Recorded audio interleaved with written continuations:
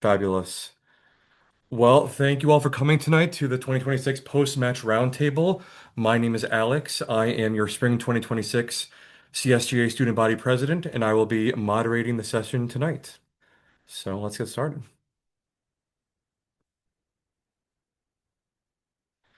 So first, I'd like to go ahead and introduce our esteemed panelists. Thank you all for being here tonight and being able to speak to your colleagues.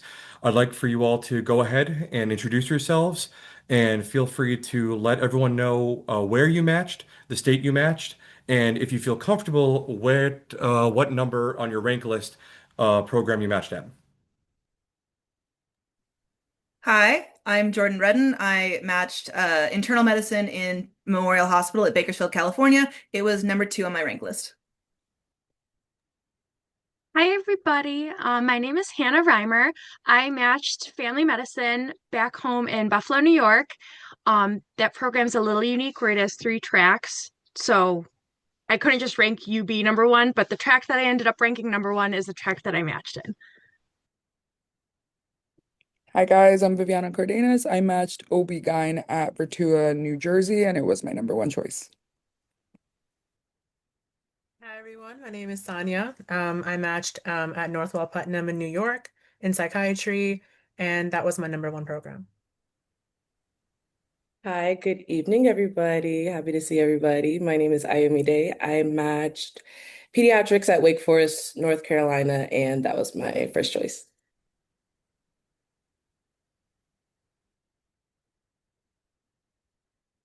Hi, good afternoon, everybody, or evening. My name is Brianna. I matched neurology at Rutgers, specifically the New Brunswick campus. There's 2 campuses for neurology at Rutgers, and that was my second choice. Hi, my name is Dakota. I matched general surgery at UPMC Harrisburg in Pennsylvania, and that was my number 2 choice. Hi, I'm Guys, Alex. my name's Sorry, Alex. You're fine. I'm also Alex. I matched into pediatrics at Grand Rapids in Michigan. It was my number one program. I'm Alex Kirby. I matched emergency medicine at Aventura in South Florida, and that was my number one program. Hi guys, I'm Cassidy. I matched pathology at my number one in Boston, Beth Israel Deaconess Medical Center. Hi everyone, I'm Gabby. I matched otolaryngology, head and neck surgery, or ENT.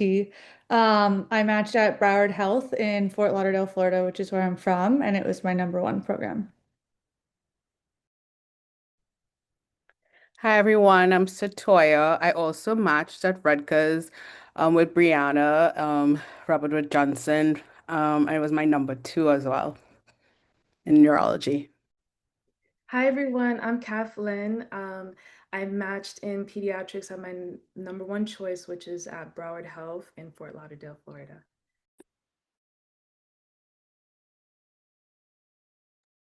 Well, awesome. Thank you all for introducing yourselves. Thank you all for being here. Congratulations on matching, of course, to your respective specialties. And let's go to our questions. So. So the first group of questions that we have for everyone is about applying. How many programs did you apply? If you dual applied, did you participate in the SOAP process? In which geographic regions did you apply? What was your strategy regarding signals, if you had any? Did attending any conferences related to your specialty influence your program choices in any capacity? Just go ahead and, have a lively discussion. I can start because I do have to go at 8:30. So I ended up applying to a little under 80 programs. I made sure that I was not applying to anywhere that I did not want to be. So anywhere in the Northeast, Northwest, or even West Coast, to be honest, was not anywhere on my radar. So no New York, no New Jersey, nothing on those lines. I did not do soap. I was able to match on Match Monday and went through the process straightforward. I would say conferences did help. So I went to all of the AAP conferences that they had, whether it be the Florida AAP, since I'm here in Miami during my rotations, or I was doing my rotations. I went to the national conference, wherever that one was, depending on the year. And I also did SNMA AMEC. So I did that for the past 3 years, approximately, all the time that we were off outside of Barbados. So I definitely think those help. The first year that I went to AMEC, I met one of the first year residents who is now the chief, who will be my chief. And I talked to him at that point in time, and I was able to get really good connections with him, add him on LinkedIn, and never said anything to him until match time. And then it was just kind of like kind of perfect and everything. Um, Sorry, not match time. I talked to him probably during interview season because I reached out to him to ask like, what should I say? How should I conduct the interview? Are there any insight that you can give me? Signals, I put my very one that was closest to my heart. I put Wake Forest as one of my signals. So for peds, you get three signals that are all the same kind of weight. So I was able to use that for Wake Forest, and then I signaled two others. One of them gave me an interview, one of them didn't. Out of the 80 programs I interviewed or applied to, I interviewed at 20. I got interview invitations for 26, and I think I did 23 or something like that. So it was a long interview season for me for sure, but definitely worth it, definitely well thankful for it. So that's me. Oh, sorry. I applied to ENT is a very small field. I applied to every program in the country. I just wanted to be an ENT.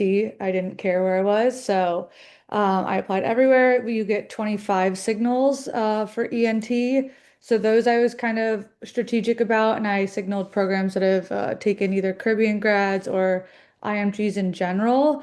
And then I signaled programs where I just wanted to be at.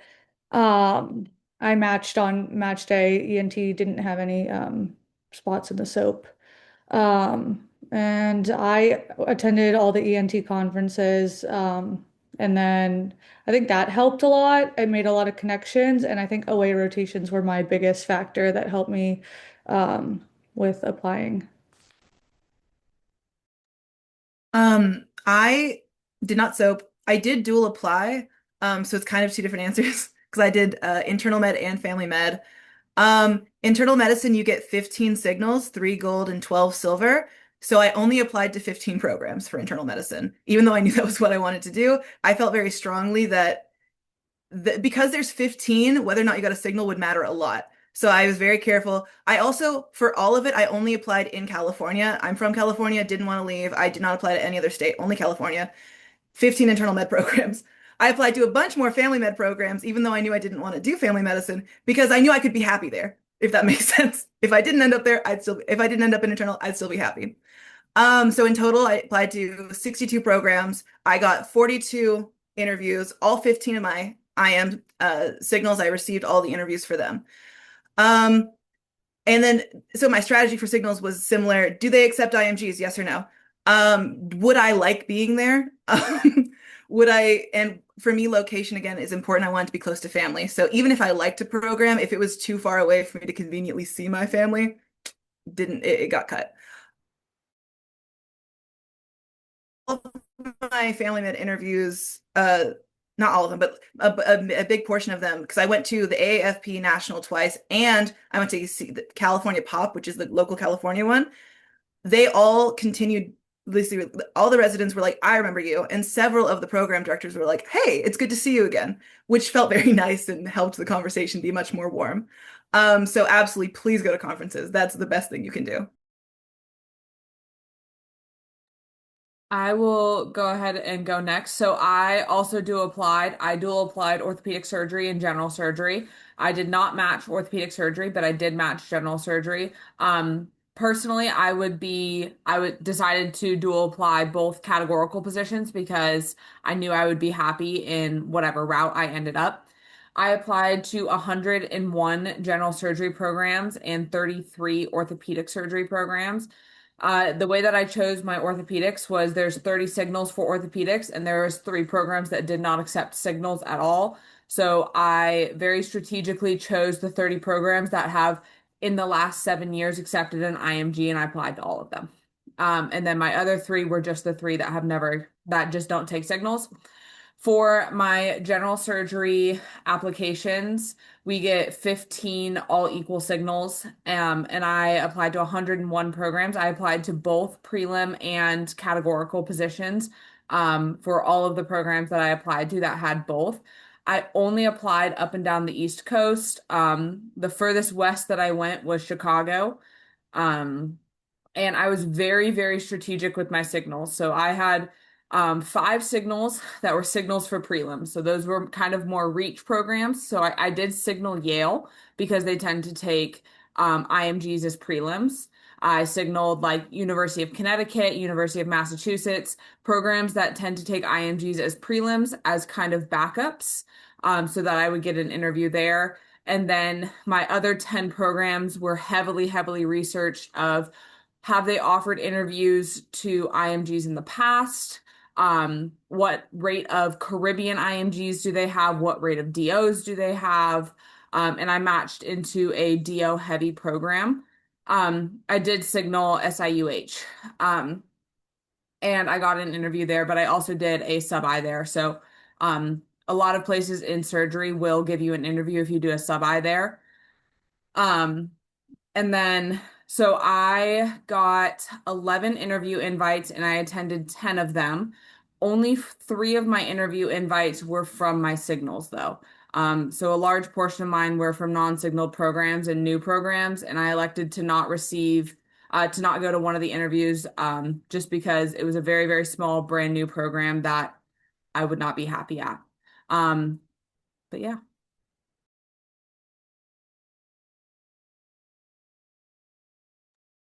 I can pop in next. I ended up applying to 86 programs, and I think for family medicine, that was a lot. But I really am cautious when I give this answer because I think that, especially for family medicine, everybody's application is so different, and there's a lot of different things that can make your application strong for family medicine.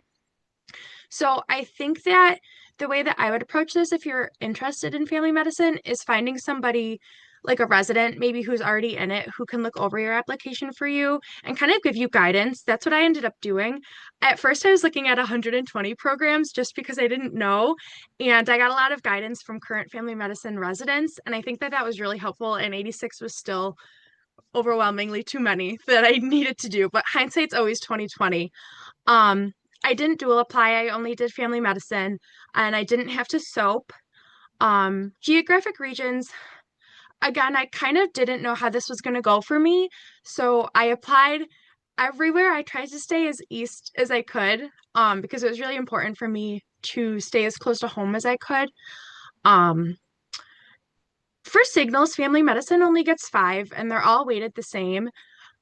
I truly can't say if that would have made a difference and if I got an interview or not.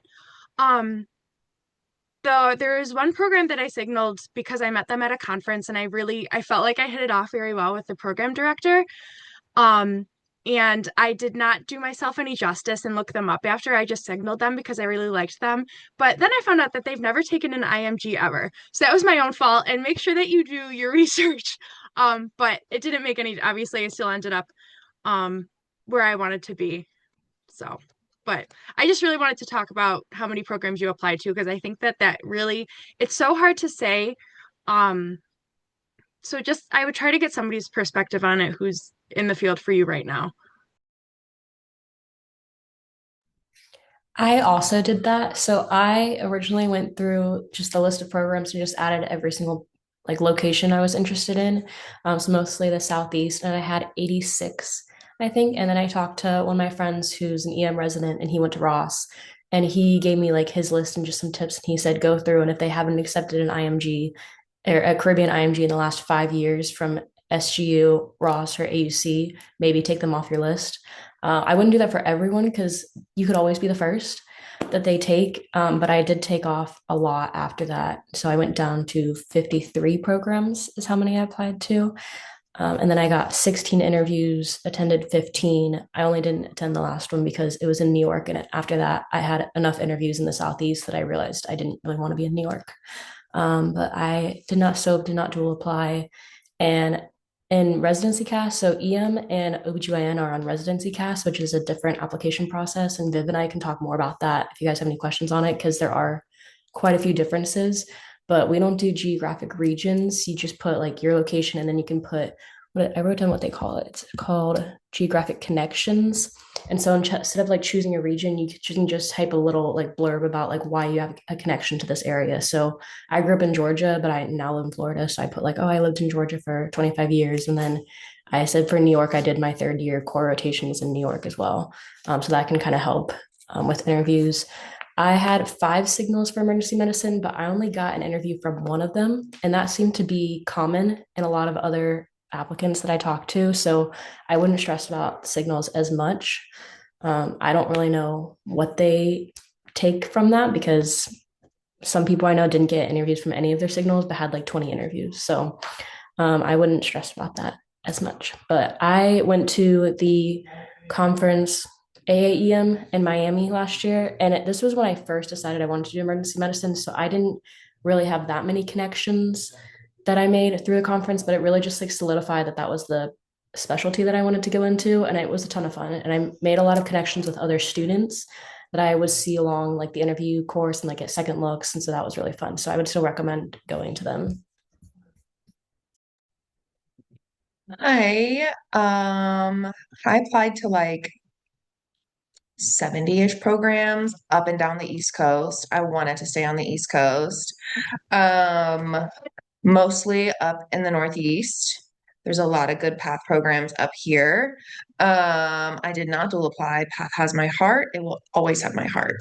I didn't SOAP. My strategy regarding signals, I really wanted to stay in the Boston area. There's a lot of good PATH programs right around here. There's like 6 in Mass alone. Um, in terms of my signals, I chose basically like my favorite 3. I got 5 for pathology. I chose my top 3 for the Boston area based on connections with cancer institutes and things that I'm going to see a lot of cool stuff and not a lot of boring stuff. So I chose my signals to do cool things with. And then just places that I thought would be cool. So I signaled Mass Gen, I signaled Beth Israel where I matched, BU, Yale, and I don't even remember the fourth one.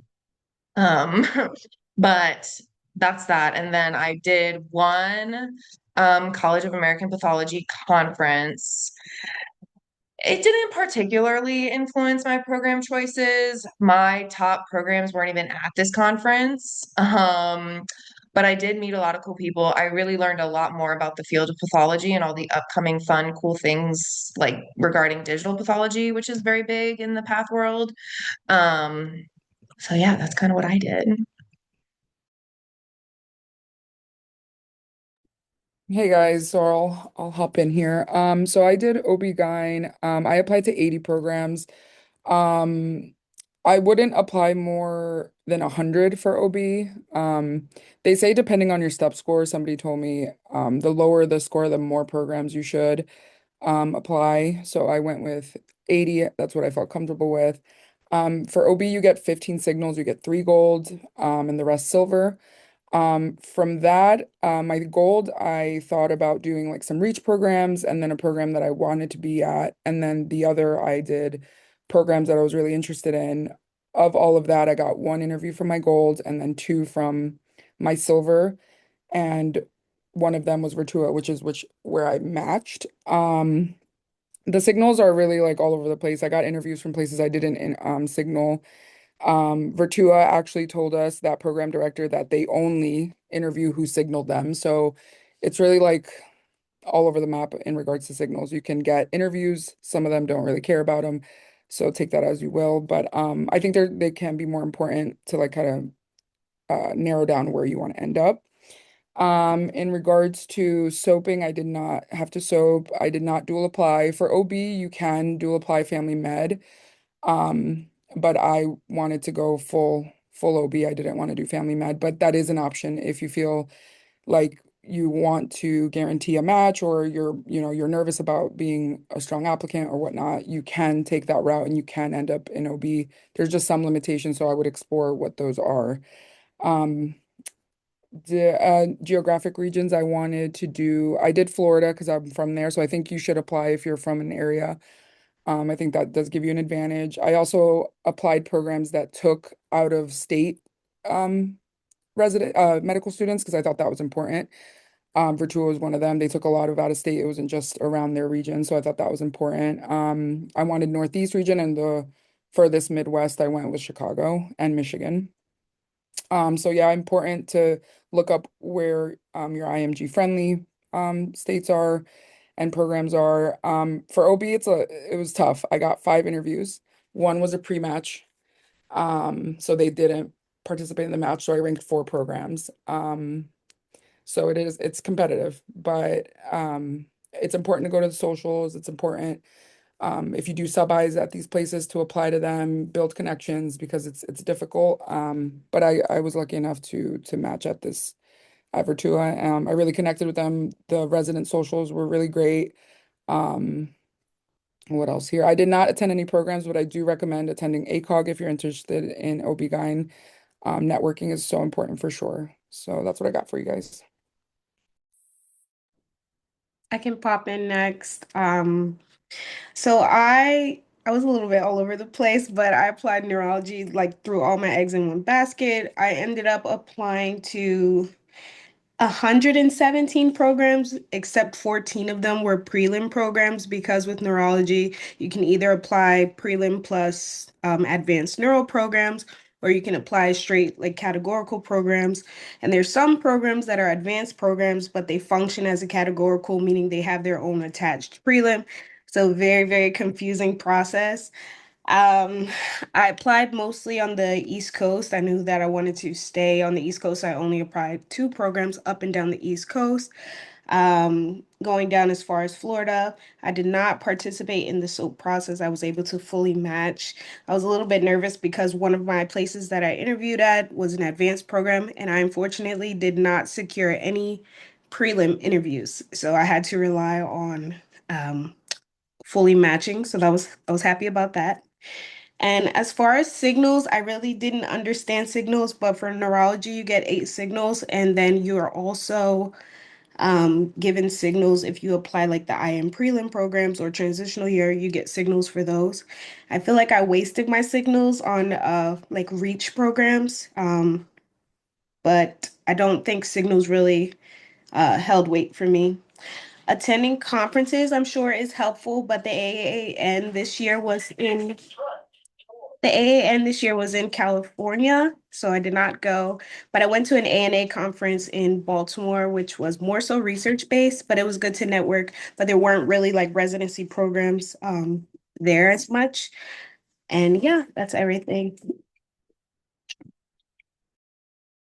Hey everyone, I can go next. So, I applied to 75 psychiatry programs. I also put all my eggs in one basket. I didn't dual apply. Um, Looking back now, for peace of mind, because psychiatry is getting more competitive as the years go on, I would have dual applied looking back. I matched psychiatry, but just for a peace of mind, I feel like I was very anxious during the process. Um, so I would probably dual apply into IM. I did not participate in the SO process. I am from the Northeast, so I wanted to stay in the Northeast, but I applied all along the East Coast. Um, I think one other panelist here also mentioned that when it comes to like applying as well, you should also be looking like on Resume Explorer, um, whatever you use to like look up these programs to make sure that they actually do take out of state people. My experience with that was that um, like 2 days before ERS was due, I panic applied to a bunch of Florida programs. I don't even like Florida. I don't want to be there to practice, but um, I should have looked more into because like you're being charged for each application that you're putting in. So I should have looked more into if they actually take out of state people. Some programs do, but a lot of people, um, at least from my experience in Florida, like to take people that want to stay in Florida or are already from the area. So definitely look into whether they take out of state people, also whether they're specifically US IMG friendly. Um, programs can be non-US IMG friendly, and they will never interview a US IMG or ever have them as part of their residency classes. I don't know why. That might just be like a funding thing, what they just prefer. Someone mentioned in the chat, it might just be like they want already trained physicians from abroad.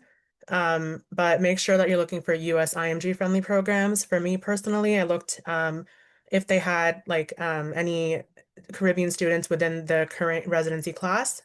So psychiatry is 4 years long. So within those 4 years, if they had, 1 to 2 at least Caribbean grads in each class, that was a program that I liked to kind of look into and apply to as well.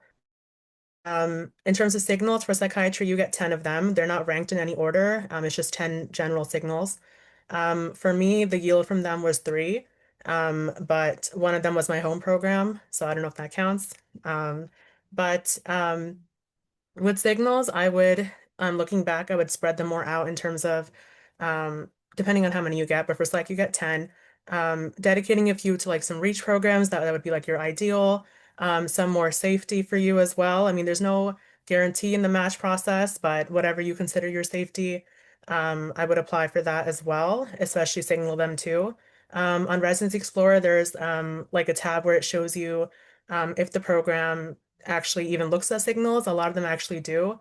So I think it's important to also consider that, whether you want to use a signal on them, and if they don't really look at that anyways, then don't waste one. And then I never personally attended any conferences, but as everyone has said, it's obviously good for networking. I just didn't feel I had the financial or mental capacity to do so during the interview season. But if you do have time to go in your third year, or early fourth year, I would definitely try to. I'll say a quick something.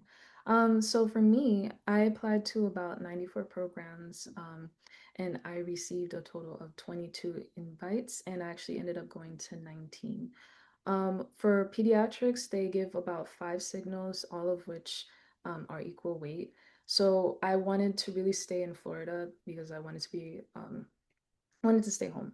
And so I tried to signal my dream programs, but also like out of reach programs just because I was like, well, you never know. You might be that one person. So I took the chance. Um, Out of my 5 signals, I did receive four invitations from that, so it was successful. The way how it was always explained to me was that with signals, it's just letting a program know that you really want them to interview you. So just keep that in mind, and just know that if you do send out a signal and you end up getting an acceptance, but halfway through, if you're not entirely too sure if this is a program for you, just make sure like, okay, if I'm gonna put out a signal, like this is definitely where I am interested in going to. Let's see. So I tried to stay like on the East Coast. I did send out a few applications on the West Coast as well. So I did get a few invitations from like places like in California, from Las Vegas. I mean, from Las Vegas, Nevada. And then for the conferences, interestingly enough, most of my programs did not ask me about the conferences if I attended or anything like that. I think I only had like two that asked me a couple questions about it because I did mention it in my CV. But overall, they didn't ask me much. Um, so based on that, I would say that it wasn't exactly too helpful in my case. With pediatrics, they try to get to know you overall. So they ask you about everything from like your interests, what you like to do for fun, to like professional activities and so on. And I thought that, mentioning about the conferences would have a higher weight, but it really didn't, not in my experience. What I would recommend is like when it comes to your applications, I would definitely recommend like start researching earlier. I know that Ross, at least with the advisors, they tend to mention like, oh, you want to make sure to apply to over 100 applications and so on. But I would also just kind of like talk to some of your friends or talk to some, if you have access to like previous Ross graduates, just to ask them a little bit more about like, okay, how many did you apply to? What was your experience? How many invitations did you receive? And then just kind of go a little bit based on that. Just because like I know that they do mention going over 100, but if you have what you consider as a very competitive application, I would consider maybe not applying to as many as that. That's just my experience. Like I spoke to a resident that's in pediatrics. I also spoke to one of my mentors and I asked them to just look into my application to just give me their thoughts on whether I would be considered as someone who is competitive, and based off of what they said, I felt a little bit more comfortable not applying to over 100 programs. Hi everyone. So for me, I based on my applications on whether or not the program accepted IMG students who weren't certified, ECFMG certified by application or rank list. So for neurology, that was one of the things I heard constantly during open houses was that some programs were very strict with whether or not they would like review your application if it says in process for ECFMG certification. So I ended up going to like over 30 neuro open houses and contacting all the programs. And I think that list came up to like 80 programs that were willing to, I guess, review my application. So that is how I chose my programs. And for signals, I only signaled programs that had raw Cs that were there, either within the past 4 years. So I was able to connect with them and have conversations. And because my list was kind of narrow because of the 80 programs, I applied everywhere. Um, Conferences I thought was really important. So I went every year, 30 and 40 year, to all the conferences. And because of that, I was able to make connections and I got interviews from that.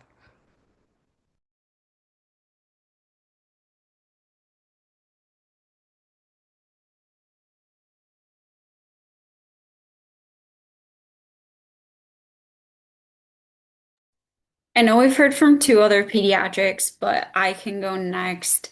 Kind of going off of what the other two have said. I ended up applying to 101 programs. Peds has 215 in total, so it's like half. I only went that high because I did have some things on my app that I wasn't super confident about.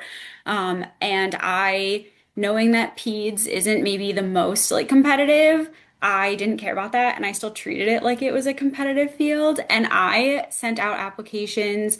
I took into consideration like if they had IMGs or if I was like in an area that was IMG friendly, like state-wise as a whole. But I really just applied to programs I liked. At the end of the day, if they had no IMGs, like I didn't care. I could be that one, you know? Um, I did not dual apply. I did not SOAP. Geographical regions, I definitely went based off of like, places I've lived, and where I could see myself ending up. You get like a blurb you can like talk about on that on your application to provide that like little bit of supporting evidence. Again, PEDS gets 5 signals. I used those on programs that I, again, was super interested in, which were mostly in Michigan, which is where I'm based and where I wanted to end up. But I also used them on, again, not just like safe programs, on ones that like I wanted to get their attention. And I actually, along with, if you guys have read what I wrote in the chat, I sent out some letters of interest, and that actually secured me the interview I got at the place I matched. So, sending that, and it was one of the ones I signaled, I think helped kind of all in all. I did also attend a conference. I attended the pediatric like national conference in Denver this past year. It was not helpful, to be completely honest. Like I had a riot, like it was super fun, but there were no, like I know other specialties have, there weren't residency program booths besides like Chop and a few other like huge ones, so they weren't gonna like take me anyway. So it was more like fun. And it only came up in one interview out of the 22 I got. So it was like same thing. I expected it to be maybe a little bit more of like a conversation starter. I had even like in my curated interview background, like my badge from it. And I think only one program director like commented on it. Um, but yeah, I feel like I had so much more I wanted to say, but keep asking questions.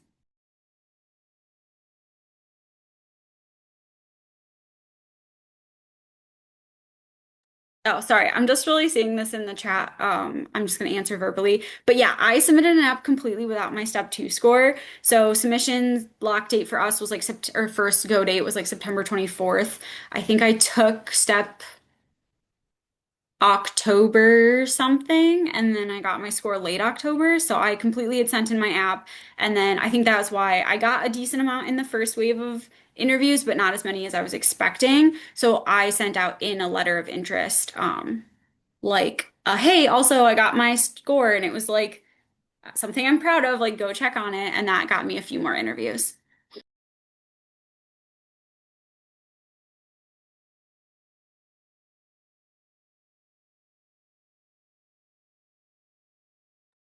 I will add real quick for the conferences. Um, I know people have like Alex had just said about AAP not being super helpful because it was mainly for attendings and people who have their own private practices and things like that. But if you go to student conferences specifically, those are super helpful. So Student National Medical Association, SNMA, is a group that I think everybody should join, regardless of ethnicity or background. They have where they invite schools specifically. So it's over 100 different programs that come every year to speak to students specifically. So that's where I did the most networking. But yeah, the national conferences aren't super helpful.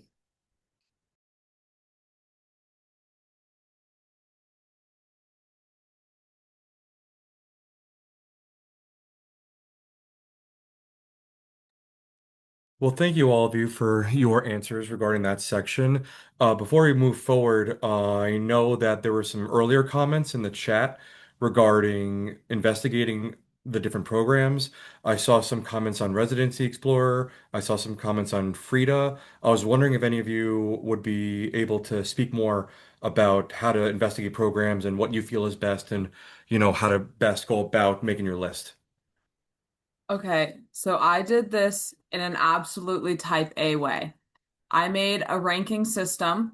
So I had location, whether or not they had med students, whether or not they did away rotations, cost of living, health insurance, salary, all types of things. And each thing was scored 1 to 10.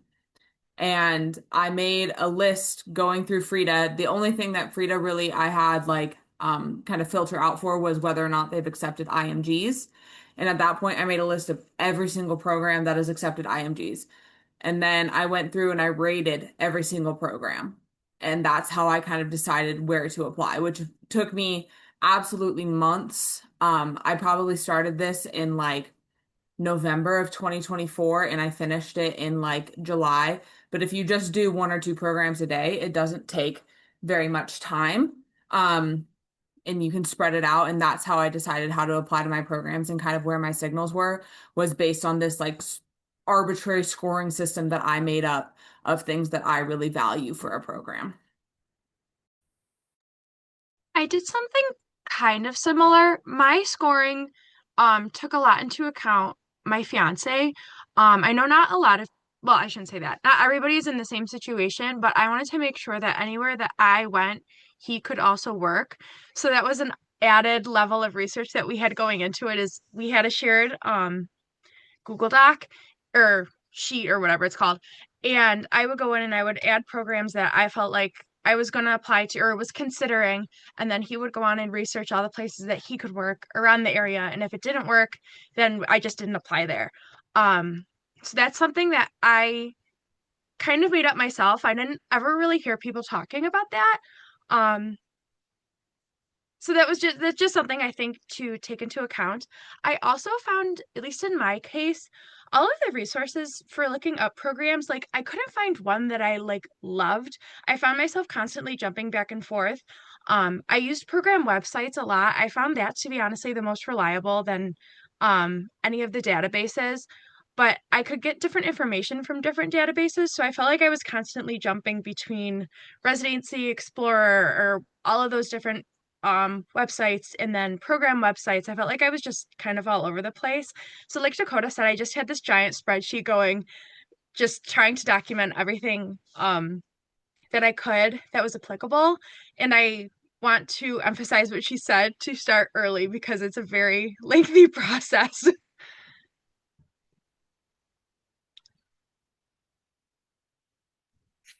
I did similar to that too. I had a spreadsheet.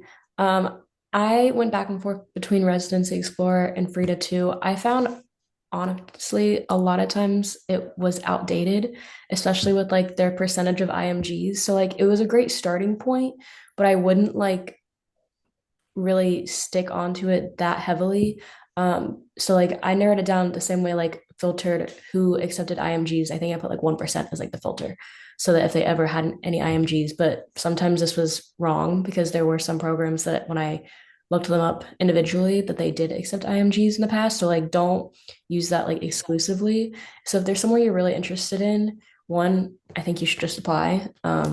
If it's not too many extra because it can get costly. But just do your research on the websites. All of them will have their own like information. Some of them will even have like a personal website, which even more information. And those are really good, especially once you're getting interviews, because once you make your list, like yes, great, but like you're not going to get an interview at every single program. So like, do you really need every single little bit of information on every single program? Probably not. It can be really overwhelming. So I would just do it by a few things to form your list and then do further research once you're receiving those interviews and do more in-depth research on their individual websites.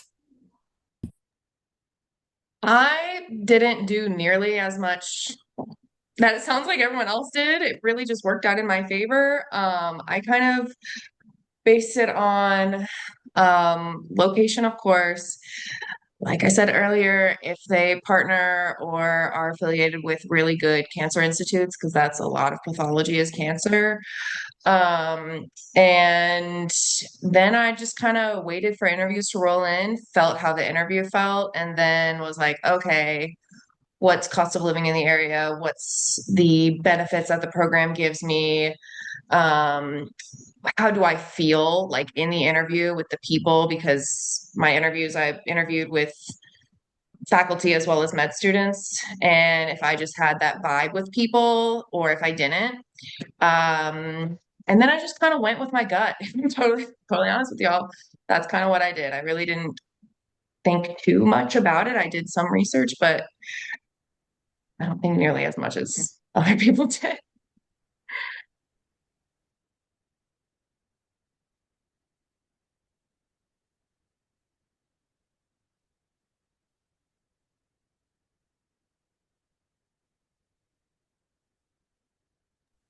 I want to jump in real quick too and go off of what Dakota kind of said in the chat. Use Instagram. I know it sounds really weird, but like I got a lot of information off of it. Things like when do they do sign out? What time are rounds? Like if they do like a little like spend a day with a resident video, you can glean a lot of information with that. Or like, do the residents look happy? Are they extremely overworked? What are they doing outside of work? And even when it came to interview season, you get like ahead of time your schedule of like every attending or faculty member you're gonna, come in contact with. And maybe this is a bit above and beyond, but I went and like looked up each of those people. So that way I knew a little bit of what I was getting myself into of like, does this person have a dog at home? Do they like research in this very specific thing? And sometimes it's their Instagrams or like the residency program Instagram where they're like, do like a I don't know, like about this attending like post, and you can find that information and then put it in your notes for interview day. And then it can come up like, oh, I see you like this book or whatever. And I don't know, it came way more in handy than I thought. And it's kind of creepy to like stalk these people, but they want you to stalk them. So.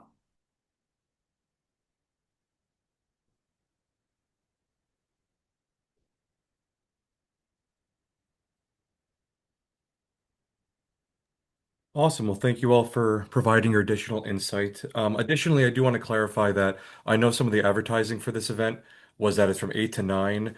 I have no expectation of ending at 9. We'll just go until, we're done. If people have to leave, that's totally fine. I'm just grateful that all of you were here to talk. So just want to clarify the time limit.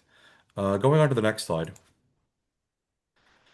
So let's talk a bit more about interviews. I know some questions were already discussed in the chat, but I would love for all you all to verbalize, if you'd like, the type of interview invites you got, if they were virtual, in person, how many you received, how many of those that you received did you actually attend? Were there any questions for which you were not prepared during the interviews? I know there's a lot of generic ones that we hear are very common, but maybe there's some things that, threw you for a loop. And did anyone ha attend any second looks and could speak about that? So whoever wants to go first. I'll talk about this a bit since I didn't have that many interviews. I had, like I said, five. All of them were virtual. I attended all of them. Um, the questions that I did not expect were maybe more of the behavioral questions. There's a lot of like random things that they kind of threw at me. One of them was like, if I was on an island and I couldn't be a leader, what would I do to help my leader get off the island? It was just very peculiar things, but I think the point is to, I think they know that you prepare for a lot of these things, and I think what they're trying to get is for you to like authentically come up with things on the spot to just see, to kind of gauge who you are. So as much as I think it's very important to prepare for like the very generic questions that you'll get, which is you're guaranteed to get, tell me about yourself, and that you should prepare because you don't want to go off on tangents. You want to be very particular about what you say in a very short amount of time to show who you are. There's other things that I think you should just go in there and just authentically just be yourself and, show your personality. I think people put themselves in this box of I need to be this like cookie cutter stu person, and I think what really gets you and gets them to really enjoy you is your personality. So be yourself, be funny, um, and just do things on the fly if you need to. Uh, and then second looks, I had a few second looks, but they were all virtual. So yeah, that's what I got for that. I will go directly off of that is that once you get the interview, you have passed their academic, their stuff kind of screening standards. At this point, they are looking for someone that fits into their program. Um, and so like at least for surgery, they're looking to see like who is going to be responding with them at 2 o'clock in the morning for a trauma, so on and so forth. And that's kind of what they're looking for once you get to the interview stage. So I got 9 interviews. I attended 8 of them. 6 of mine were in person. I had 2 virtuals. One of my virtuals was a prelim. The thing about in-person interviews, if you get the opportunity to go in person, I will 100% say go. Yes, it is a financial burden. Yes, it is like time consuming, and a little annoying to like get on a plane, rent a car, so on and so forth. But like I felt that seeing someone over Zoom was not the same vibe as actually seeing them in person because you also I got treated to like a dinner, a breakfast, a lunch. One of my programs took me on a tour of the town and like showed us housing options. It was absolutely wonderful. I really preferred the in-person interviews and I thought it gave me a much better feel of the program, and that's heavily influenced my rankings. And so that also means that I didn't attend any second looks because I saw all of the hospitals there. I had a lot of questions that I was kind of unprepared for. The kind of 3 that I got the most was why general surgery? Why you? So like why would you be a good fit for this program? And then why here? So the why you is very similar to like your tell me about yourself of like who you are, what you want to do. And I would say practice your elevator pitch. Mine was like I looked at myself in the mirror every morning for a month and a half and practice it. It was like little over 3 minutes. That was perfect. It gave some time for some questions afterwards. And then like I got some really weird questions. Like I came into a resident room and before I introduced myself, my question was, what is the largest animal that you could kill with your own 2 hands? Which like really throws you for a loop, but one, it's kind of funny. It shows how you react and sees if you can like kind of banter with the residents. Because like at least for surgery, you're going to be with them for 5 years. I want to piggyback off of what Viviana said, show your personality. I have a lot of personality. I want to be around people that also have a lot of personality, which is important when it comes to pathology, particularly because you can have very not outgoing people, and I want them to know this is an outgoing person. Um, and then questions that I was not prepared for, actually for Beth Israel, where I matched, the assistant PD started grilling me on the books that I read, and I read it, it's like forensic fiction. So I like it. It's a fun thing for me to do. I don't research too much about these books. I just do it because I want to. And he's grilling me on the author and like the all these things that I was just like, I have no clue. I'm like, I'm not gonna make up some answer just to like have an answer for you. So be honest, be open to questions, show your personality. And then I did go to a second look at Beth Israel. I met that assistant PD and found out that that was just his way of being like a funny, like kiki with me. It wasn't like a mean grilling, it was like a jokey kind of grilling, but in a more serious tone, like very dry humor type of thing.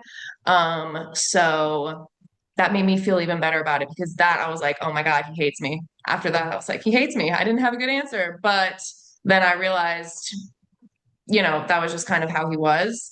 And it was very chill and it made me calm down a little bit after the second look when I met him. Um, and that's about it. Just be fun, be you.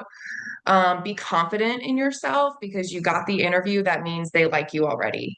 And the interview, from my experience, is for you to learn more about the program because they've seen your application, they offered you an interview, they've seen all the amazing things that you've done in your time leading up to the interview.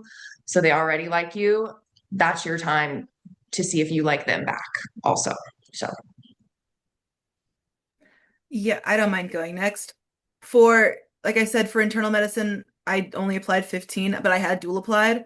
I ended up with 42 interview offers, which is insane and way too many. I ended up doing I did 24, which is also too many. For internal med specifically, I did not end up taking all of my interview offers because the ones that I really, really wanted, my top like six, I got immediately. So I ended up taking eight of the interviews that I was offered. Um, for internal med, only one of my interview offers was in person. For family med, I had several offers to do in person or online, and I would recommend taking them. Some of the hospitals that I got to see, like UC San Francisco's Fresno campus, is stunning. It's gorgeous. I almost wanted to change my mind about where I was going just because of how nice the hospital was. Like, if you have a chance to go see, and also important is if you think you like an area but you've never been there, please just go. Go go to that city even if you don't get a second look or like if you're considering making that your top, go see if you'd actually like to live there because my going to an interview in person really told me I don't want to live here. Even though the program was really nice, I didn't want to live in that area. I thought I'd like it, I didn't. So I chose not to do that. Um Questions I was not prepared for in four of my six interviews that I did for internal med. I was given a patient and I had to diagnose that patient and explain what I was going to do next, what other resources I could help with, and what else I would be doing. That was fun. That was really fun. That also happened to two family medicine ones, but those were literally outpatient patients. This was you're in the hospital and you're admitting a patient. What are you going to do next? Um, so just be advised. And frankly, not of the academic programs I applied to, none of them did that. So just be advised that sometimes they're just going to do that. They don't, I don't know that they care too much. I mean, you have to get the basics right, obviously. They care that you have the thought process going and that you know what you're talking about. So that's my advice. Okay, I feel like a lot of us are kind of saying the same things, but personality is definitely huge for your interviews. Obviously, these people have to spend a long time with you, so be yourself, be normal if you can. Uh, I did all in-person interviews. ENT doesn't have any virtual interviews, which was a good thing, I think. You really get to show who you are in person, and I feel like sometimes people can't see who you are completely when you're virtually. I got a lot of like weird questions for that are more ENT related. Like I got if you could be any sinus, which one would you be and why? which is very ENT specific. So I would just say like make sure that you know whatever you're applying to, you know some of the more like relevant things to that as you're going into these interviews, obviously. Um, we don't have any second looks. They frown upon post-interview communication. I don't know why. But yeah, I would say the most important thing if you're applying for a surgical subspecialty or general surgery in general, is away rotations. They're like the number one thing. They can really see who you are. And a lot of specialties. OBGYN is huge for that. And maybe not some of the other ones, but anything where you're like really hands-on surgery, they like their away rotators for some reason. So, well, because they get to spend a whole month with you. And I did create a document that Alex was sent, so we could talk about that after everyone kind of goes and talks about their things. I can go next. Okay, so how many interview? So I received about 22 interview requests. I accepted 19. My insights on the virtual. So for pediatrics, all of my interviews were virtual. I think maybe one of the programs I had applied to, they did offer in person, but most of the programs were all virtual. Um, so some things that I would love to share with you guys is for one, like make sure that you guys practice with your interviews. So like what I did is I definitely used like OCA. I scheduled an appointment and had like a mock interview. I did mock interviews with my family members. I also practiced with like Chat GPT too, which sounds really odd, but there's a option where it can ask you questions and then you just respond. And it kind of got me used to like, okay, what are some questions that they might ask me? How can I kind of start developing a response? And one thing that I also would recommend is like for your questions, just have like a general response written down. Not obviously not exactly word for word what you're going to say, but just like, for example, if they ask you like, what's something that was really memorable that you experienced in your pediatric rotation, like for me, because I was in peds. So I would always think about like, okay, I know there's this one experience I had with a teenager. There was this other experience that I had with like a 4-year-old. And so I was like, if they were to ask me something similar, then I would probably mention that. Um, and just kind of get like very comfortable with that. Even with all the preparation that I had, I still had a lot of really random questions that took me off guard.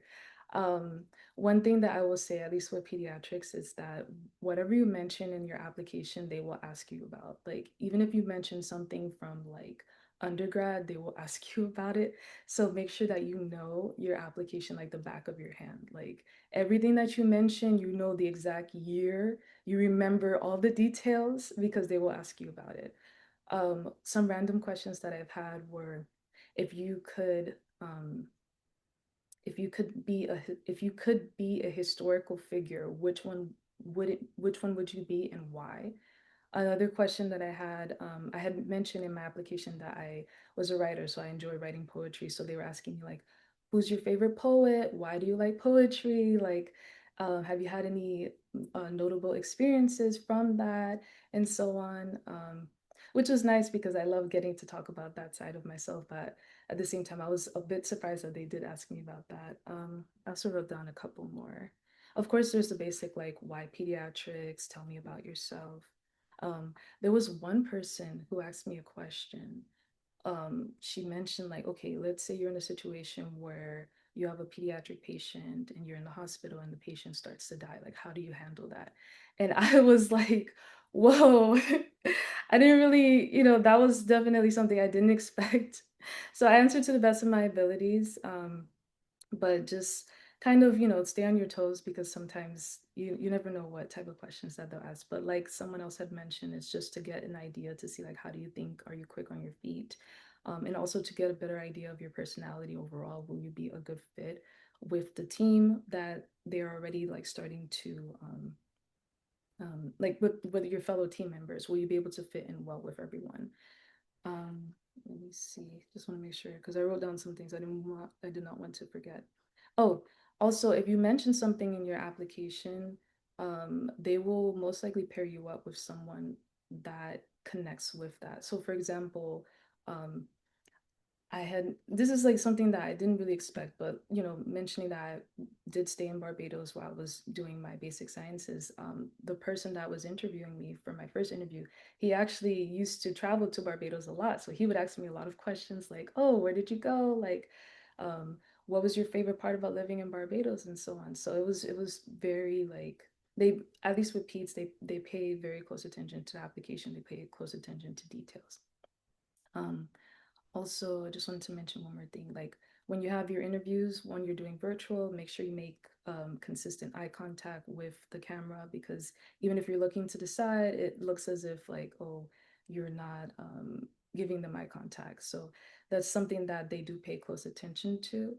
And at least with my interviews, because I had 19, I tried to space them out. I know for some people, they kind of prefer to have them like all at once, like back to back to back.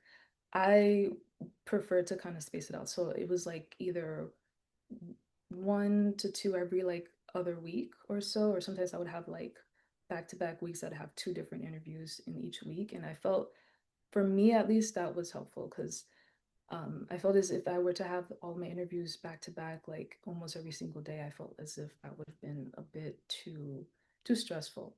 So just keep that in mind, like when you're planning out your interviews and you're scheduling them, like how would that work? Also, keep in mind with your electives too.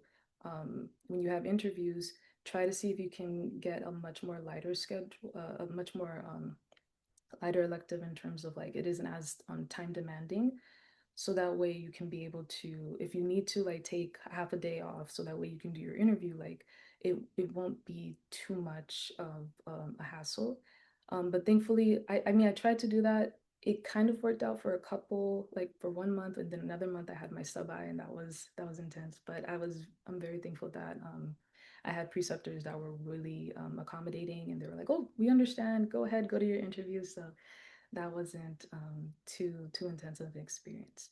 And one thing that I was warned about, but I didn't realize it, but there is such a thing as Zoom fatigue. Like you would think like, okay, I'm just gonna be in an interview for about, like the interview day is about like 3 to 5 hours. I can handle it, but afterwards I would always feel so exhausted because it's like you have to put so much energy into showing like I'm really excited to be here. I'm interested, I'm invested. And then it's like I just felt so tired afterwards. So just prepare for that, like mentally prepare for that. Some things that I would do like after my interviews is I would go out, like I'd go to a movie or I would like go out, eat dinner or something like that, just to kind of refresh, get my mind off of it, and try to prepare for the next one. And I did attend two second looks. One was in person, and that was with my number one choice, my dream choice. And that one was exciting because it was nice. Like I had already done like a couple of electives there, but it was nice because they give you a tour. You get to talk to the residents a little bit more, and you get to see everyone actually like interact face to face. You get to notice all the body language and so on. And they also give out like free food, which is really really nice. So if you get an opportunity to try to go in person.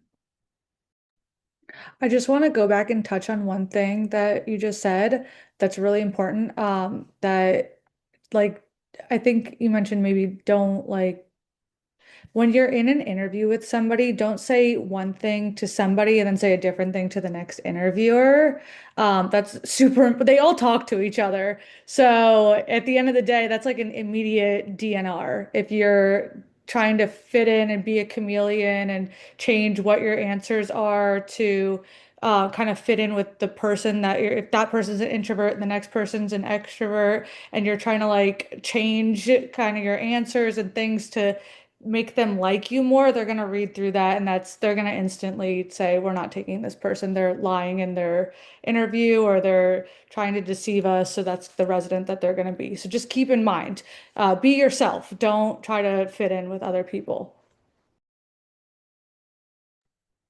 Yeah, I think for me, I like to be very prepared, especially for like random questions, which you obviously can prepare for all of them. But I like did a whole, I think it was like 13 pages document where like I wrote down like all the most common asked questions and then my answers combined with chat's answers, trying to put it together and not memorize it, but like in a way where like if they asked you or Like for example, they're always going to ask you why this program, why the specialty, tell me about yourself. So definitely have, really good hashed out answers for those. For other ones, they usually like to ask, what are your strengths? What are your weaknesses? What do you bring to this program? Why should we take you? Um, so definitely have those answers prepared as well. For other ones, since I did apply psychiatry, they tend to be more behavioral in terms of the questions that they ask. I remember in like one interview, they asked me, um, after you feel like you've mastered something, how do you stay curious? And I was like, I don't think I've ever mastered anything, but okay. And then they also asked me like, how do you show kindness day to day? Um, a lot of them ask like what character, like fictional or um, I don't know, in real life, I guess, do you identify with and why? That one kind of threw me off because I'm like, I don't know. Like on the spot, they do try to figure out, um, who you are, and these are questions that you can't really prepare for. But as everyone said, as long as you are true to yourself, they shouldn't be too hard to answer, especially if you've been practicing with family, friends, and I think as Caitlin mentioned, ChatGPT back and forth really helps as well. Um, and in terms of second looks, I attended four of them. I think they do help in terms of making more connection with the residents.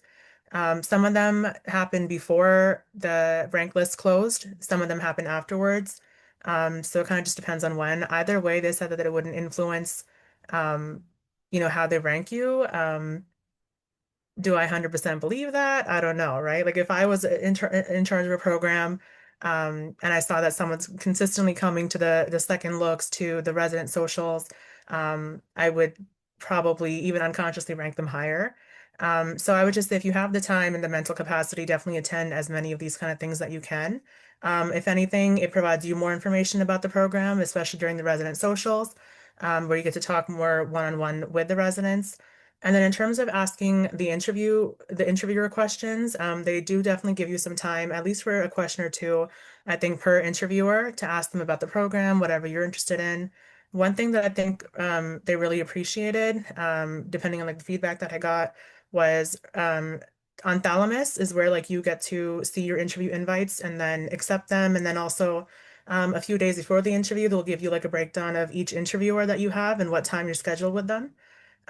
So for a lot of programs, they give that list well in advance. So you can actually look up each interviewer and kind of look up, what are they interested in? As someone mentioned before, their Instagram, if you want to stalk them, or just research that they're involved in or anything like that. Just having at least one personally tailored question per interviewer prepared.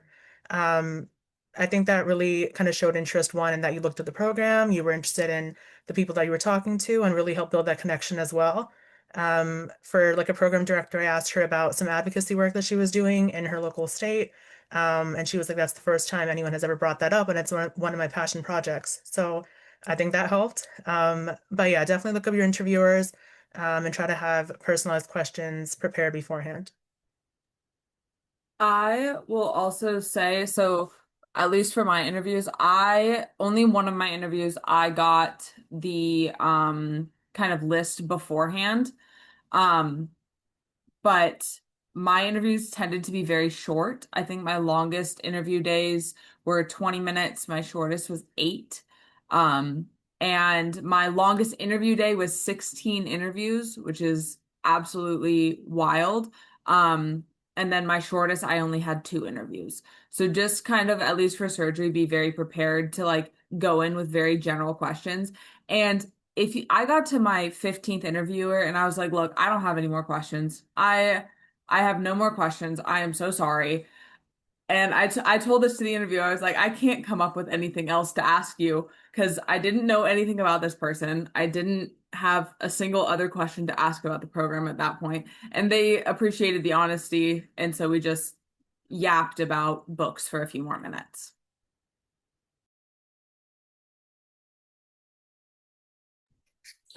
I wanted to talk about like in-person stuff. So I wrote down 15 interviews, 5 I went to in person, and I went to 7 second looks. I think interviews in person and second looks were honestly so much fun. EM interviews are very casual, they're very conversational. I had, like other people said, like multiple interviewers that were just like, ask me anything you want to know. So just make sure you have lots of questions. You can also ask different people in the interview the same question. Like it just shows interest. You don't have to make sure you're asking different things. And it can be like, what's your favorite thing about the program if you run out of things to say? But also, like site specific questions are really good too, just to get answers and talk about it. But I would say I graduated in November and that was my last rotation. So I was lucky to have the free time to be able to travel for interviews and second looks. But they were so, so important for me forming my rank list. My number one and two were not programs that I was ever like, were really on my radar at the beginning. But after going to Aventura's in-person interview, which was like my third interview, like it was hands down my favorite one. I compared every single interview to them after that. Like I was just amazed. I loved them. And then my number two was something that I saw way later. And I was like, oh, I'm not going to go there. And then ended up putting them my number two. So you really just get to feel the vibe of the program, get to meet a lot more residents than you would other ways. And then they always have like social events where you get to kind of like let loose, just like talk, and it's not as formal. So if you can go to in-person things, I would definitely recommend it. For interviews, like everyone else said, I had a document. I don't know if anyone mentioned, but like for ethical scenarios, I would just have a couple things like prepared, like stories prepared that you can use for multiple different things, just of like when sometimes that you had to challenge an authority figure and had a conflict with an authority figure. Um, I think like breaking bad news to a patient, sometimes that you failed and how did you overcome that? Just because those can be like harder to kind of like pull out of thin air. So if you have like stories prepared that you can talk about, and I just went over that before every interview, just kind of like breeze through it just to like refresh because you don't want to be reading from a script, but you just want to like have it in the back of your mind. Um, I think that's it. Yeah. I think everyone already covered everything, but I received 8 interviews and I went to 7 of them. Sorry, I'm looking at the questions. All of my interviews were virtual. I did do one second look, and I'll say that the most important thing, obviously, is just be yourself. Some questions that I had asked, like for neurology, there's a lot of subspecialties that you can go into. So when they sent me the list of my interviewers, if I ran out of things to ask, I would just ask them like what got them into their subspecialty, and they love to talk about themselves. Everyone loves to talk about themselves, so that helped out with the interview. One question that caught me off guard was, what do you dislike about your specialty? I'm not sure if anyone else got that, but that like kind of threw me through a loop. And then also my like career plan. It was like, what is your 5 or 10 year career plan? And the APD at the program I was interviewing at, like, kind of kept asking me questions like specifically like, what is your plan? So I think I said I would like to be a clinical educator in the future when I like settle down into my subspecialty. And then they're like, but what's your philosophy on teaching and what would be this and this? And like just kept going, I guess, to see how far I would go, but I kind of just was like, honestly, at this point, I don't know. And that was it. But the most important is just like be yourself. And I'm during my interviews, I had like sticky notes up because I'm not like good at remembering my questions off the top of my head. So I definitely had sticky notes in the tab of my computer screen so I can like ask questions. I have questions, different questions for the residents and then different questions for the faculty or specifically for the PD or APD, and keeping myself organized that way. I'm gonna switch the kind of topic a little bit and talk about ranking, because I'm gonna dip in a minute to go to bed. So I like I made it really fun. I made little vlogs after my interviews, and I was like, "Hey guys, welcome back to my vlog," and talked about my interview day. And I watched those back as I was making my ranking, and I kind of had a vibe of where my programs would be. I knew something would be like kind of in the top three or the next three or kind of at the bottom. But outside of that, it's really difficult to kind of piece out between some of the programs. And so at that point, I did like my heaviest research. I started looking at what kind of health insurance they had, what kind of, honestly, I'm not gonna lie, I looked at like their cafeterias, something that made me rank a program above another at the point of like this was my last straw of like I ranked my sixth program above my seventh program because my sixth program gave Patagonias and my seventh program gave North Faces. Um, so it was really difficult at that point. You kind of get the vibe, and then you just have to pick things that like you value to differentiate them. And I was really, really happy with all of my programs that I ended up interviewing at. So if I interviewed at any of them, or if I matched at any of them, I would have been happy. But getting to that point, you have to like pick things that you really value. Because you'll know based on vibes, kind of like are they in the top, middle, or bottom? And then making kind of like the one versus the two versus the three, and so on and so forth was really hard. And so just arbitrary things that I ranked over others.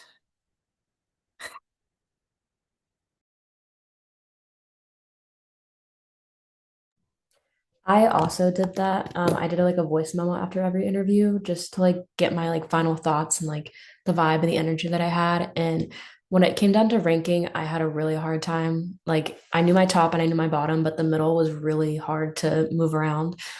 So I recommend doing something. Some people I know did like a vibe score after their interviews, like just a little like memo or voice memo or video to like kind of remember how the interview went, what you talked about.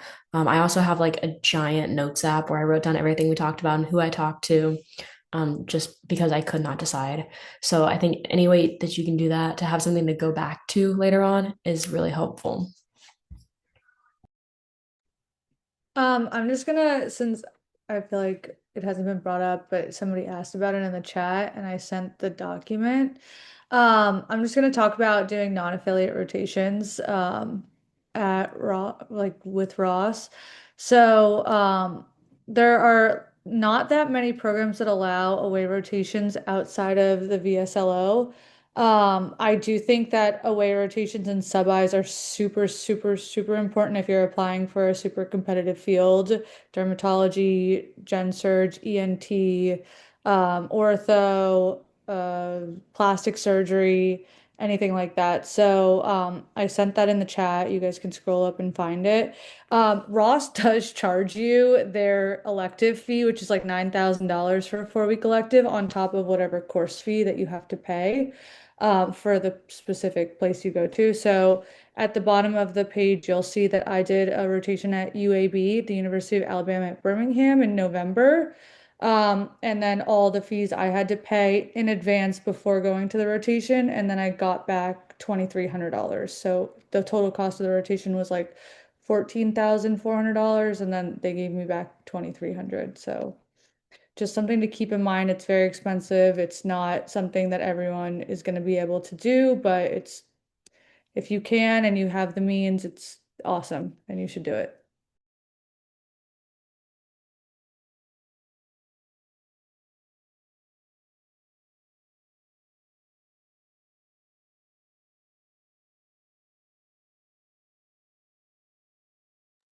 This was in the chat, and I put this in the chat, but like the hobby section on ERAS, I don't know about residency cast, so maybe Alex or someone can speak on this, but it is literally 300 characters. And mine was like, I really enjoy doing fitness races, which like high rocks. I like reading it, mystery and fantasy books in my spare time. And I really like going to the zoos, seeing gaboon vipers and marine life. And that was like, you get 300 characters or like 300 words. It's not much. Every single interview I had, it brought it up. And so you need to like have those like true and genuine hobbies. Like I know someone that like talked about video games, someone who talked about anime. Like if you have something that you are passionate about and like is a true hobby, put it in there, even if it is a little bit weird, because like I mean, gaboon vipers are my personal favorite animal, and I got to talk about them in like six like interviews. It was a blast. But it got brought up in every single interview. So make sure that that is truly and genuinely you, and something that you are well prepared to talk about. On residency cast, you only get 3 hobbies and it's only like 100 characters, I think. So it's a lot shorter than ERAS is. And I surprisingly didn't get asked that often, which is kind of the opposite for like EM vibes. But I feel like people just kind of ask like generic questions about like what you like to do and is very more conversational, but just like have ways to show your personality.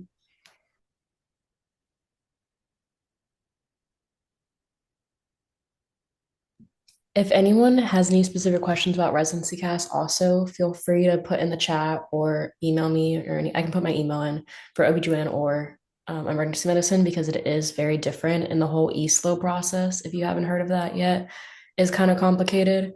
So it's just a little bit different. So I'll put my email if you guys.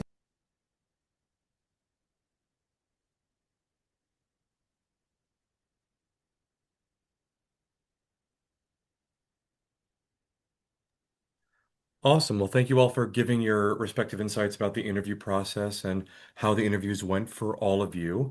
If you guys don't have any more to contribute, let's go on to the next slide. So this next slide is about the questions about the process as a whole, kind of like you went through it, the entire thing. Now you're on the other side, and now you have perfect hindsight.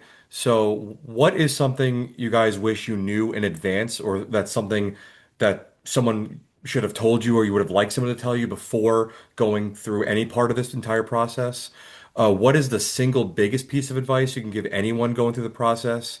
And in addition, is if there's anything else that any of you feel you should be touched upon, whether generally to anyone going through the residency process, or you feel is very important for someone going through your specific specialty application process, please feel free to share. I wish I knew. Oh, you want to go ahead? Are you sure? Yeah, go ahead. Go ahead. Okay, thanks. Sorry. I wish I knew when Path Day was. I know certain specialties have certain days like once interview season starts, when they start sending out interviews, and Paths was in the middle of October, and I had friends getting interviews in September, and I was like, why am I not getting interviews? I'm a competitive applicant. What is going on? I was like low key freaking out a little bit. And then I did some Google and saw that path interviews come out in the middle of October. So then that kind of chilled me out. And then middle of October rolls around and I get interviews. Um, so that was mine. Single biggest piece of advice, honestly, trust your gut, trust how you feel about your interviews, how you feel about the people who you interview with. If you get a good vibe from it, I think that's pretty important. You're going to be with these people for many years. And you're going to be with them all day long or all night long. And you want to have a good vibe about them. And then on the flip side, if you don't get a good vibe about it, personally, I don't want to be around something that I don't get a good vibe from, especially when, I mean, for pathology, I'm not like directly caring for someone, but I could imagine for people who are in much higher stress environments, having good vibes around you is very important. So trust your gut, trust the feeling you get when you're interviewing with people. Um, I was gonna say that something I mean, I kind of never let this affect me, but I had a lot of people tell me that I was delusional or that I would not match into otolaryngology. I think I had one person come up to me and say that I don't even know why you're applying to this field. You're never gonna match into it. You should apply something else, and you're crazy to do this, and it's a waste of your time and money. Well, look at me now. I will say the same thing. Like, if you really want something, if you want a competitive specialty and you recognize that you are a competitive applicant, I mean, good test scores, like this is just very blunt in this aspect. If you have a step one or a step two fail, you will not match into a surgical specialty. It is statistically impossible. They have not matched someone 2024, 2025, or 2026 with a step one or step two fail. um like good grades, good letters, everything, and you want a competitive specialty, do not let Ross tell you that you can't do it. You just have to be on top of it. And then, excuse my language for this other part, be on top of your shit.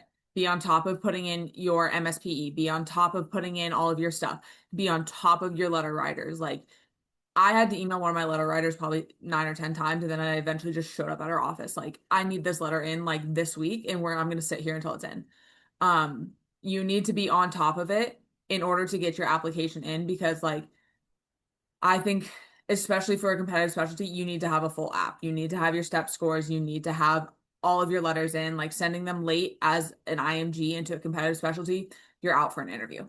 And then same thing as what Cassie said, surgery does have a like national release day. This year is October 22nd. It was very easing to know that. Some programs don't listen to it, but like it's nice to know that like it's normal to not get interviews at first.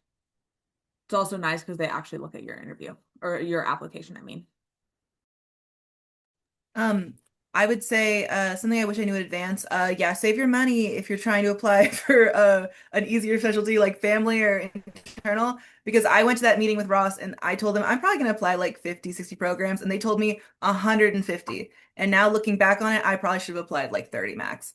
Um, if you, I will also say that location, if it matters to you, make it matter on your application. I think one of the things that was brought up to me, because I'm from the Central Valley of California, I wanted to stay there. It's my people, it's where I wanted to be.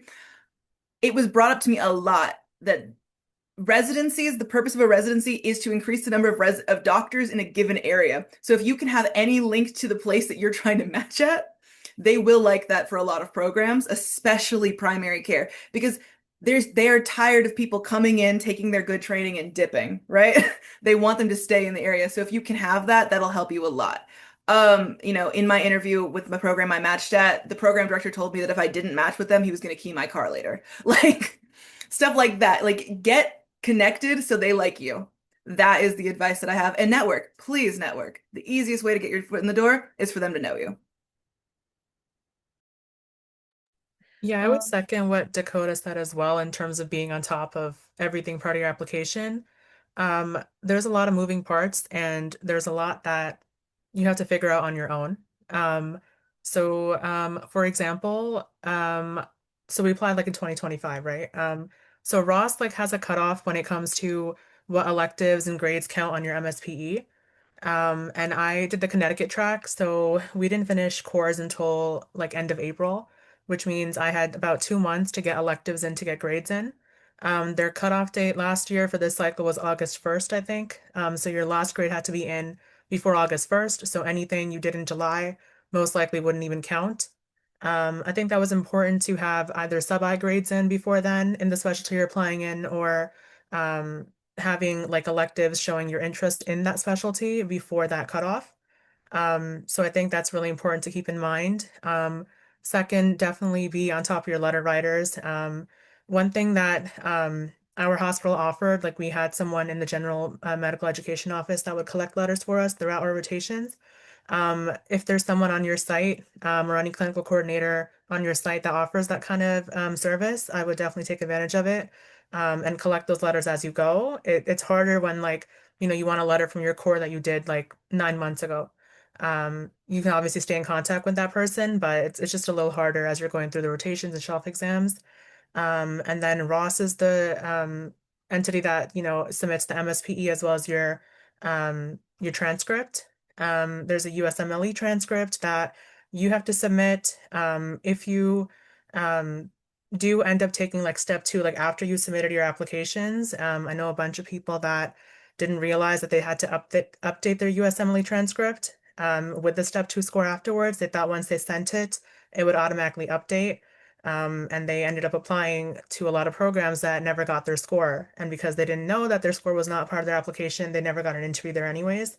So definitely make sure that you're on top of that as well. Um, yeah, I think that's what I wish I had known ahead of time, just how much you have to be on top of everything. And if you have any questions, reach out. There's always people to help. Yeah, I'll kind of piggyback off that. Studying for step two, t doing your sub-Is, and I didn't realize how much your sub-I when you're doing it, how involved it is and how present you have to be and how much time you don't have to study. So really try to plan out the best you can to have your dedicated study time. I recommend taking some time off. Um, it's not frowned upon. So it came up on some of my interviews of like a little bit of a gap time, and I told them it was for studying. They didn't mind it at all, because getting the score that's competitive for competitive fields is very important. So make that a priority.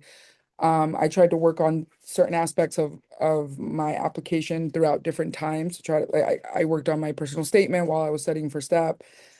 Things that you can try to do where, because it is a lot and it's very overwhelming. So trying to really plan out what you're doing and also getting the electives and the sub-Is before the time, like she was saying, July or August is very important. You want your letters of recommendation, so you have to really front load your electives.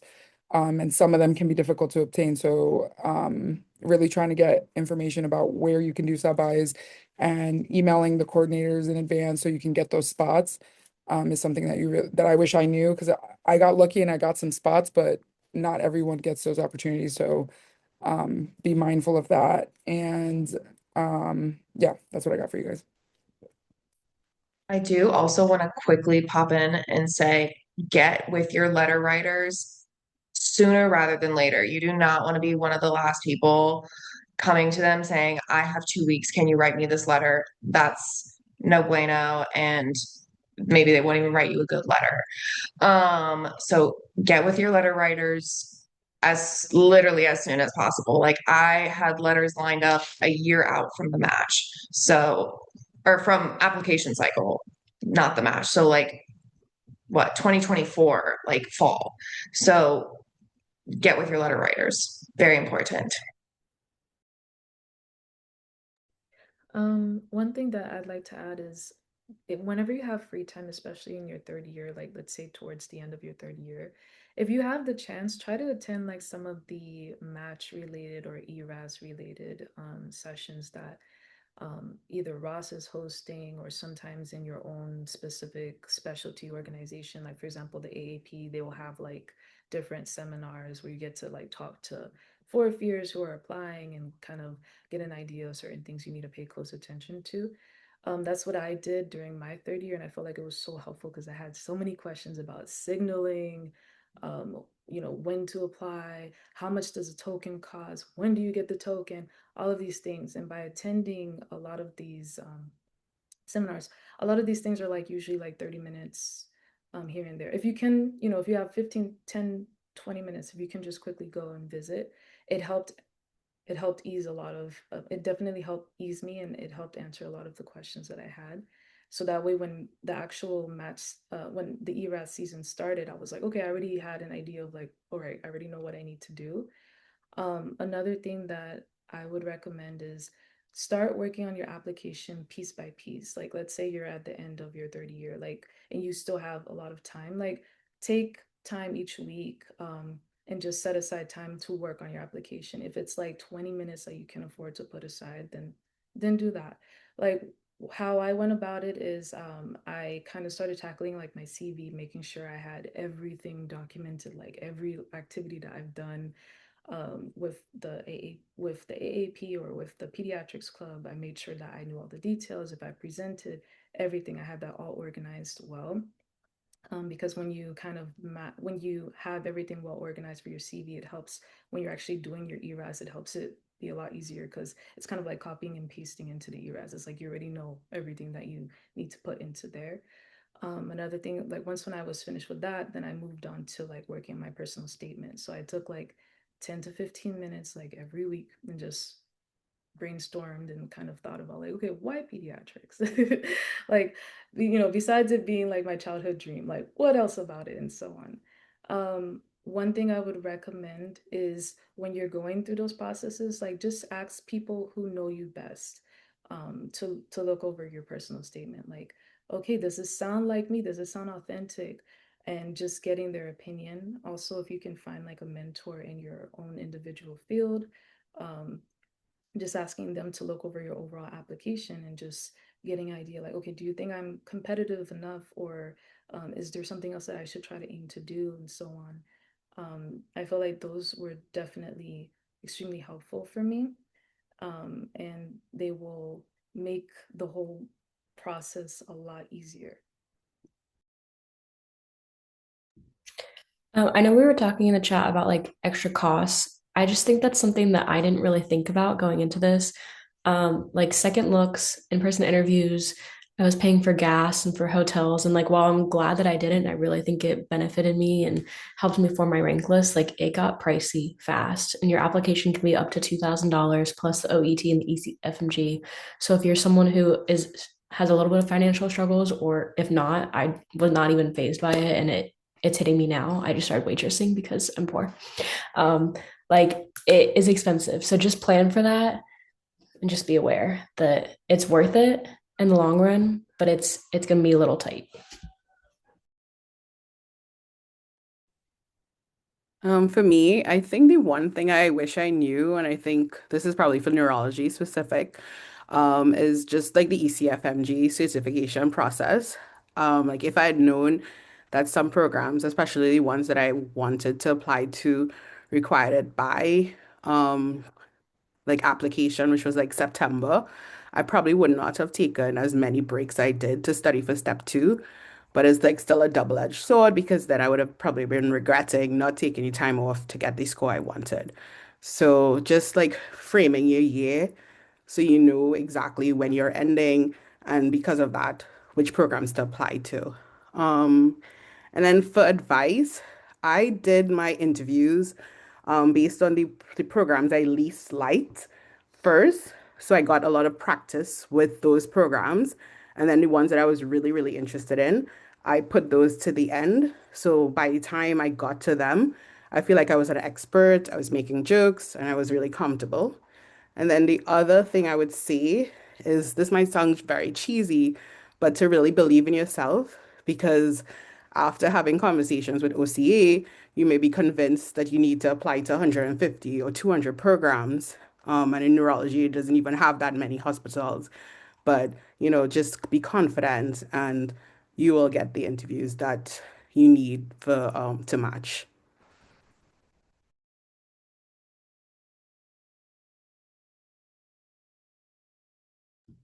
I also want to reiterate that like this is a very scary, very daunting process, but it's also very fun and it's very exciting. So like while we're talking about all these things to like prepare for whatever, like also like be yourself, have fun with it.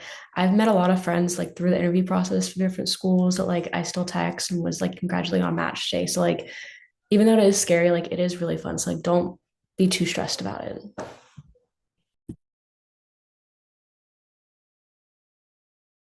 Oh, don't sleep on getting a good headshot. That's important. That's like really important. That's like the first impression that they get of you. They get to see what you look like. So make it look nice. Dress nice, plain background, nice smile. Look good. If you can go to the ones that the schools put on, do that because I went to JC Penney and it was $100. It was great, but expensive, and the school will do it for free. Yeah, I paid a private person for mine and they were the worst headshots ever, and I had to retake them and edit them myself. So go with the schools.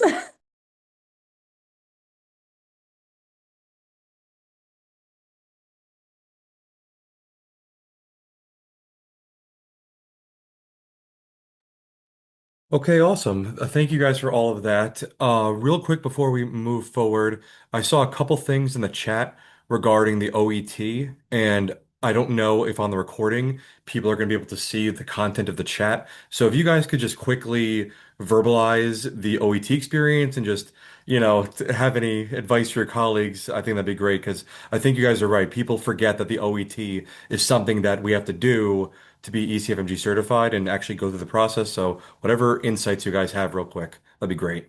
Okay, so I was the one that failed the OET, so I'll talk first. So embarrassing. English is my first and only language. Um, yeah, so it's a test that you basically proves you can speak, read, and write in English, but towards medical stuff. The writing section is very, very, very particular of exactly the format and what they're looking for and how to write it and the number of characters and words that they want. So you could go on their website and like literally practice twice and you'll be fine. I didn't practice at all and I wasted $500. So don't be like me. Someone was just asking about like taking time off for comp and step. So I took 2 months off in between third and fourth year to study for comp, and I ended up failing. So it didn't really do me any good. Not saying like it wasn't helpful to have time off, but I actually went up like significantly when I was taking comp during a rotation, and it was during an emergency medicine rotation. And I feel like that was helpful because I was like learning and practicing like what was on the test like day to day in the hospital. And I think that my headspace was just better for that. So it might work for you to take time off, it might not. But I don't think you have to take time off. I don't think you shouldn't take time off. It's just what you think is going to work for you. It's more about like the routine. For me, if I could like go to a rotation, so I took step during a psych rotation, and just getting up and going to the hospital for a few hours and like having that structure and then coming home to study was also very helpful for me. So I would just recommend not doing it on intense rotations, especially not sub-Is where you really need to focus and be present at the rotation. But ask around for some like easier rotations or rotations where you don't have to go in every single day, if you have to take it during that, because that's definitely beneficial. And like step two is the most important thing on your application, like hands down. So like make sure you focus on that and put all your effort into it. Also, just for timeline's sake, you can take comp, I think, after four core rotations.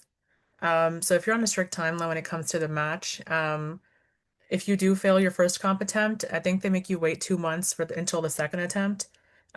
So, try to take it early if you can. If you already done like internal medicine or surgery or more of the heavy rotations, I would recommend maybe trying to take it earlier, at least your first attempt. And then, just to try to factor in those 2 months if you have to wait before your next attempt to make sure you're on that timeline for step and match. For the OET, for the person who asked the question about the OET, um, so on their website they have like many different practice tests. So I use that a lot for the listening and for the reading. And then for the writing test, what I did is on Reddit, I believe there's like a document that has many different like practice prompts that you can use. And so what I would do is take those practice prompts, and then after I finished them, I would go to ChatGPT and just ask it to grade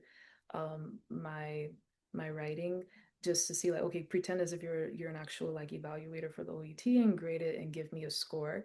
And based on that, that would kind of like help me determine like, okay, what do I need to work on, so that way I was like consistently getting the score that I really wanted. And as for like step two, I took some time off for step two just because, like everyone has mentioned, it's very important. So if I recall, I believe Ross said that the deadline to submit your step two score so that way it comes in time is like around August 20th or 21st or something like that. So I literally took it the day before. I would say like what I how I went about it is just trying to make sure that I scheduled like light electives around the time that I was studying. So I took like one elective and then took 1 month off and then used that time to be able to study. So I was studying during that elective, and during the month off is when I took my exam. And I felt like it was definitely helpful. You want to make sure that you go into the exam feeling confident. And so if you can, just if that means taking a little bit more time, if that means taking like an elective off, don't feel as if like, oh, I'm going to be behind or I'm going to be penalized because of this. Don't What's important is making sure that you feel confident that you go into that testing center like you're going to kick some serious butt. And if your programs ask you about like that gap that you took time to study for, you can just explain like, oh, I was studying for step two, and they'll be like, okay, that's fine. And I believe also in your application you can explain that part too, and it should not be a problem.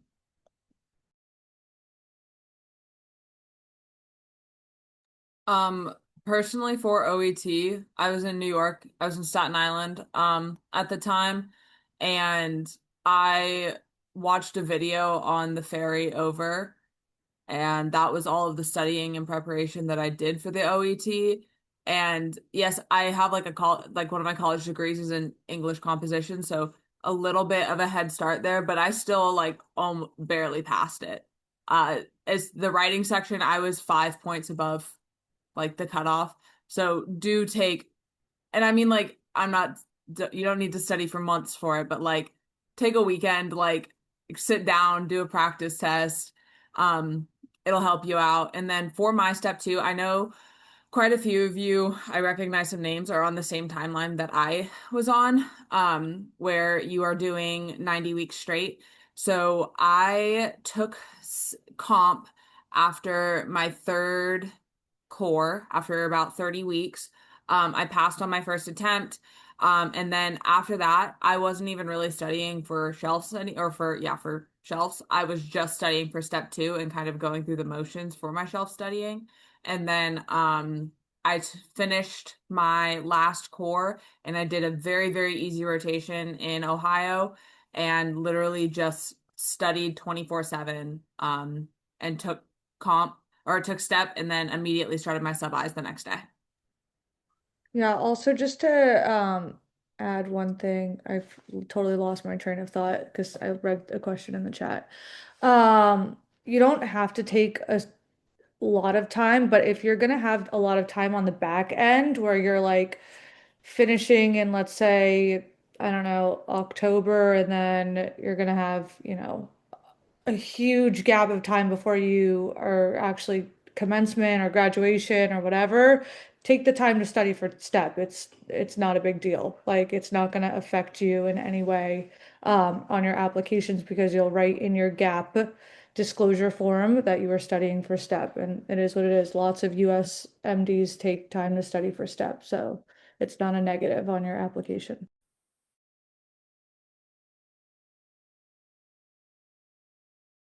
Also, please know, like they just changed step two in terms of like how to register for it, and also the format of step two. So do be aware of that as you guys are all going into kind of this process. So take a look at like the new ways to apply for it. It's not the same as how some of you guys applied for step one. So just I don't have that information. I don't think anyone here really has that information because it doesn't pertain to us. So that's something that you guys should do some research on and then be prepared for next year's match cycle of how to tell people how to do that. Also, take your shelves very seriously. They are the exact reflection of what your step and comp will be like. It's very different than medical sciences where all of our mini exams had nothing kind of to do with what comp was like. So these are the grades that you get on those are kind of a reflection of how step is going to go. So do your best, study hard for each of them, and you'll set yourself up for success.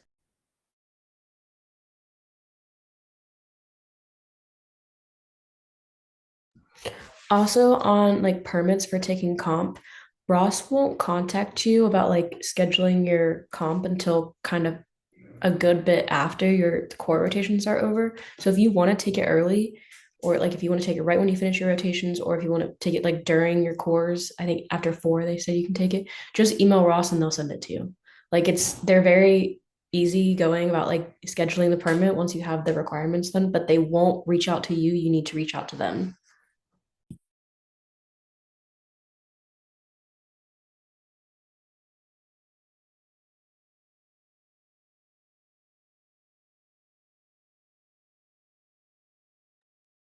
Well, thank you all. That was very diverse in your responses, and I really appreciate that.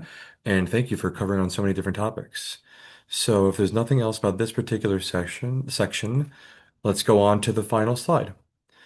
So we have reached the end of what I intended to have be presented for this event. So before I kind of wrap up the session, if there's anyone from the panelist list that would like to provide any last closing remarks, please feel free to do so. Yeah, I'm gonna go ahead and say something. Remember this is a holistic process. Although your numbers, of course, matter for the competitiveness of whatever specialty you're gonna do, it is just a number. Some of us have different paths, different ways we got to where we got to. So don't I think all get lost on feeling like the pressure of being IMGs of this and that. But put your mind to what you want to do. Um, and remember that it's not about fitting this cookie cutter. It's about showing your personality, remembering your why, showing it in your work ethic. Your MSPs matter. Work hard, even if you're not interested in it. Do it because what matters is what they say about you and how you are in your environments. So just work hard, be dedicated, show your passion, be yourself, show your personality, and you will end up where you're meant to be, and where you want to be. So, just remember that, and good luck to all of you guys.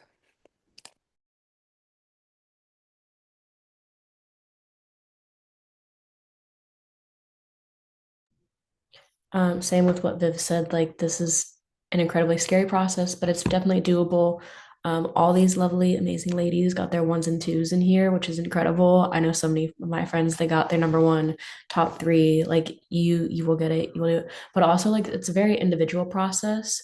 I've talked to so many friends that weren't applying my specialty, and then other friends that were that had interviews all over the place. So like, don't compare yourself to others either because it's a very individual process. Like you might be getting interviews to places that no one else is. You might have similar scores to someone who is getting way more interviews than you are. Like it's not anything against you. As Viv said, like you will end up where you're supposed to be. So like keep your head straight, keep your head in the game. Like it'll be fine and you will get where you're supposed to be. But like don't compare yourself to others at this point because we're out of the Ross group and you're into like the becoming a doctor group. So you're past that. I have two things to say. One, to just go with what Viv said, just because we're from a Caribbean school doesn't mean anything. Like we are just as smart, if not smarter, than some of the people that I have met that are US MDs. So don't discredit yourself for anything in that regard. Also, you can use being a Caribbean grad to your advantage. You move to an island with limited resources where it was a different culture, different style of living. You had to drive on the opposite side of the road, use a different currency, lots of things. So your ability to adjust to things is beyond what anybody in the US has been able to experience. So hone in on that and just own it. And then I forgot what the other thing I was going to say is. So I'll just leave it at that. Yeah, I agree with Gabby. Make all of your weaknesses that you perceive as part of your strengths because they are your strengths. Listen, everybody that knows anything about Ross knows that you fought harder than anybody in the US to get to where you are, okay? And that you deserve it. And your intentions are clear because you made it this far, okay? They're going to trust that what you're saying is from the heart and that you meant it if you are honest. So be honest in your interviews and have fun with it. Some of the process is actually really fun for all that it is stressful. So please enjoy your time. Oh, I remembered. Also, if you don't match, it is okay. It is not the end of the world. The soap process is very stressful, but it's something that you can navigate and work through. So reach out to people. We're all available. You can always reach out to one of us. I'm happy to talk through anything with you. I know this is a year from now, but your life is not over. It will get better and you will match either in the soap process or the next year. So I will just leave with that. My advice is that you are here at this stage in your life for a reason. You've gotten this far, it is not over, and just keep fighting. Take it all literally one step at a time. How do you defeat an elephant? How do you break it down? You have to take it piece by piece. That's literally medical school. It's piece by piece, one day at a time. You are resilient, you've got what it takes, and you are meant to be here. So just remember that, keep telling yourself that, and before you know it, you'll be done and you'll be exactly where you want to be.